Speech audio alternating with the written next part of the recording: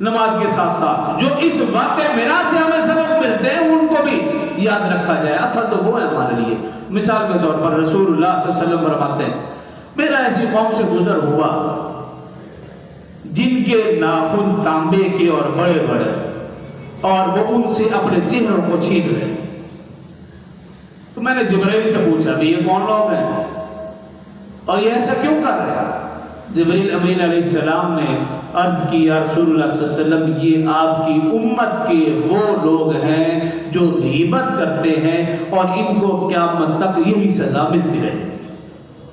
یہ واقعہ میرا سے ایک سبق مل رہا کہ غیبت چغلی جس کو قرآن کہہ رہا سورہ حجرات کے اندر اللہ رب العزت نے ارشاد فرمایا ایحب احدکم ان یأکل لحم اخیہ میتا فکریہتموہ.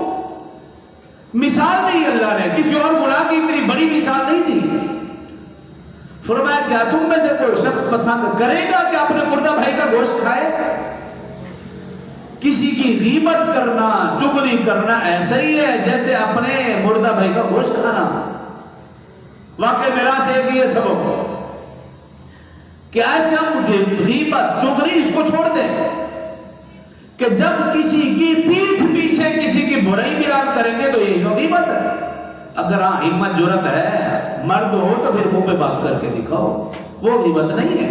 اگر کسی کے اندر برائی پائی جا رہی ہے تو اس کے منہ پہ جا کے کہہ دو بھائی تمہارے اندر یہ برائی ہے. جب کسی کی پیٹھ پیچھے بات کرو گے تو یہی تو غیبت ہے. ایک صحابی نے عرض کیا یا رسول اللہ اگر اس میں برائی پائی جاتی ہو تو پھر فرمایا یہی تو غیبت ہے.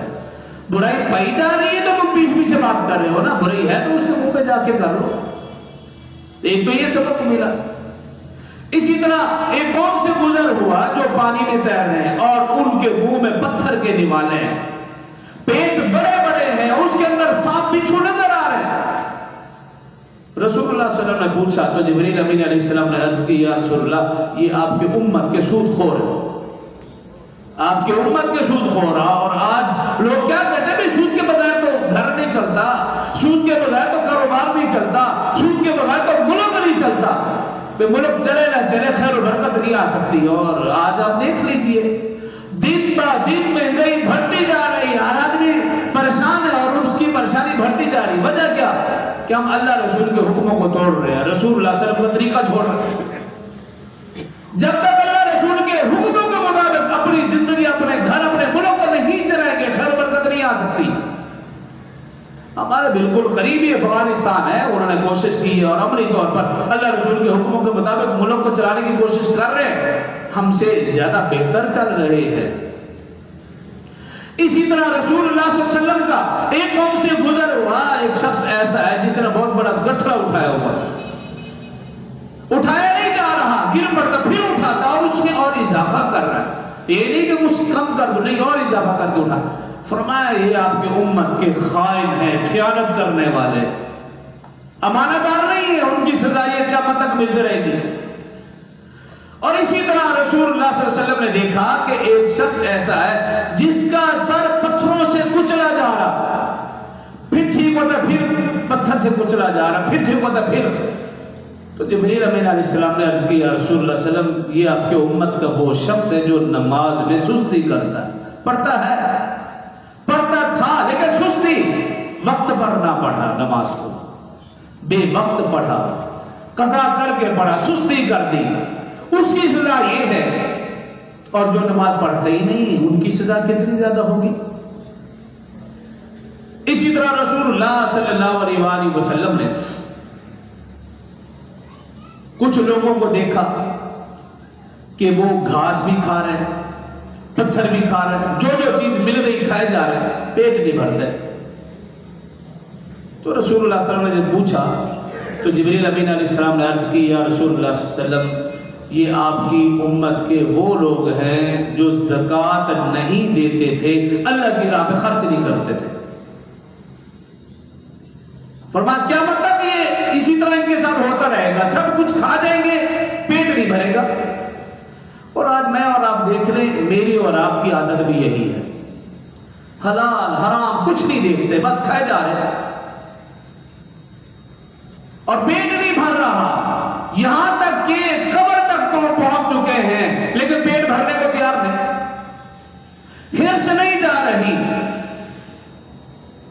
اس عادت کو بھی ختم کرنا. جہاں دیکھو پیسہ خرچ کرنے کی ضرورت ہے پیسہ خرچ کریں.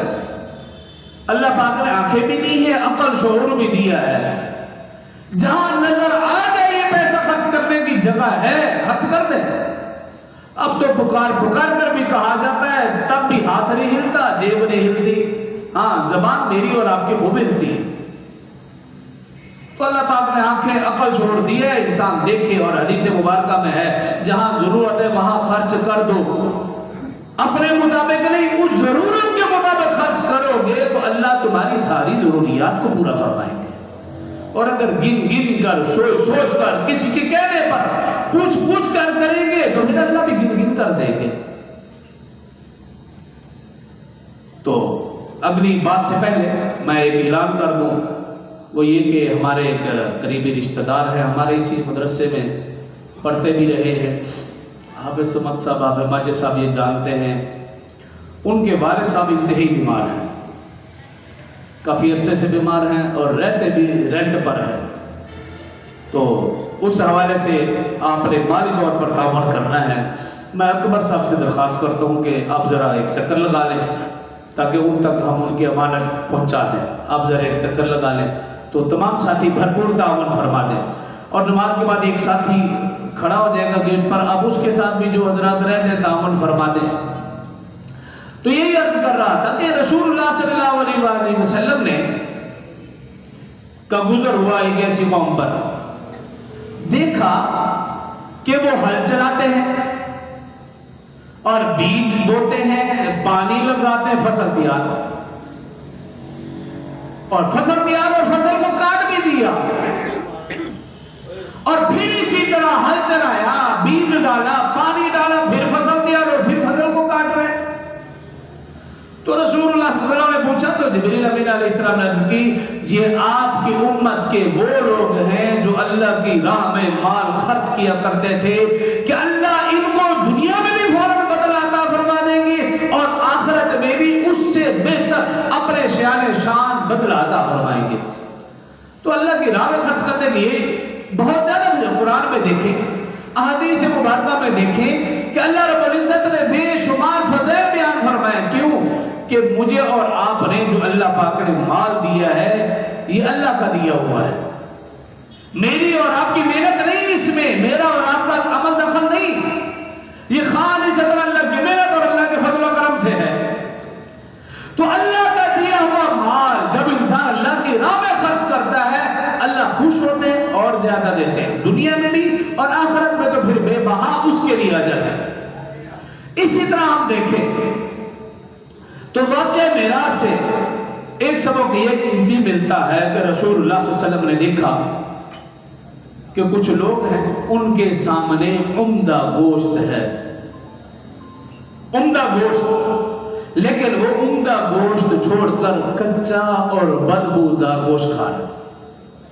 تو رسول اللہ صلی اللہ علیہ وسلم نے پوچھا, جبریل امین علیہ السلام نے عرض کی یا رسول اللہ صلی اللہ علیہ وسلم یہ آپ کی امت کے وہ لوگ ہیں جن کے پاس حلال بیویاں تھیں, وہ پھر حلال بیویوں کو حلال طریقے کو چھوڑ کر حرام طریقے کی طرف جاتے تھے, دوسری خواتین پر نظر رکھتے تھے, ان سے گفتگو کرتے تھے. اس کی مثال یوں دی رسول اللہ صلی اللہ علیہ وسلم, اچھا اور عمدہ گوشت پکا ہوا چھوڑ کر کچا اور بدبودار گوشت کھانا, فرمایا قیامت تک ان کو یہی سزا ملتی رہے. اور آج میں اور آپ اپنی اداؤں پر بھی غور دیکھیں, اپنے گھر ماحول معاشرے میں بھی غور دیکھیں اور اپنی تربیت کے اوپر بھی کہ میں اور آپ اپنی اولاد کو, اپنی نوجوان نسل کو, اپنے بچوں کو ان کی تربیت ہم کیسے کر رہے ہیں. اگر میں اور آپ اپنے آپ کو محفوظ کریں گے ان برائیوں سے, اپنی آنکھوں کی حفاظت کریں گے, اپنے ہاتھوں کی حفاظت کریں گے, اپنے پاؤں کی حفاظت کریں گے تو ان کا اثر ہماری اولاد کے اوپر پڑے گا.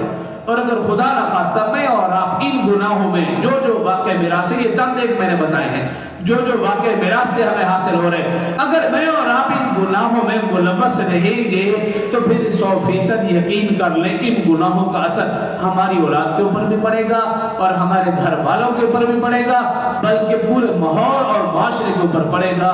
اللہ سمجھنے اور عمل کی توفیق دے. وآخر دعوانا الحمدللہ.